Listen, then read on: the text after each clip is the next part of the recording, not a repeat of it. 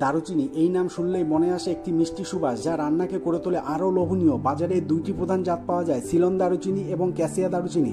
এর মধ্যে সিলন দারুচিনি সবচেয়ে দামি ও মূল্যবান। এটি রঙে হালকা, স্বাদে মিষ্টি, মৃদু এবং স্বাস্থ্যকর। অন্যদিকে ক্যাসিয়া দারুচিনি রঙে গাঢ়, স্বাদে ঝাঁঝালো এবং তুলনামূলক সস্তা হলো এতে কুমারিন বেশি থাকায় অতিরিক্ত খাওয়া ক্ষতিকর হতে পারে।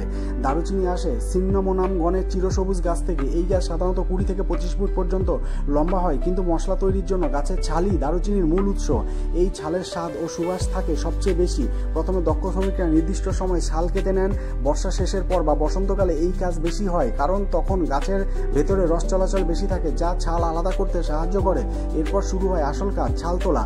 প্রথমে বাইরের রুক্ষ খোসা হালকা করে ছেঁটে ফেলা হয়, তারপর ভেতরের কোমল সুগন্ধি ছাল ছুরি দিয়ে আস্তে আস্তে আলগা করা হয়। এই কাজ খুব যত্নের সাথে করতে হয়, কারণ ছাল ভেঙে গেলে বাজারে তার দাম কমে যায়। এই সময় শ্রমিকদের হাত চলে অত্যন্ত সাবলীলভাবে। প্রতিটি কাটা ও টান যেন শিল্পীর তুলির টান।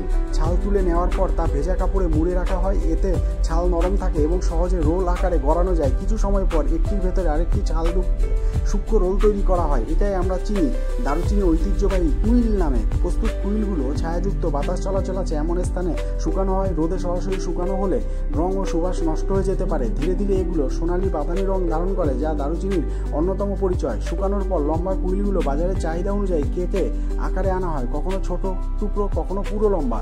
এরপর সেগুলো গুঁড়ো, স্টিক বা পাউডার আকারে প্যাকেটজাত করা হয়। প্যাকেটজাত দারুচিনি চলে যায় স্থানীয় বাজার, পাইকারি বিক্রেতা বা রপ্তানিকারকদের কাছে।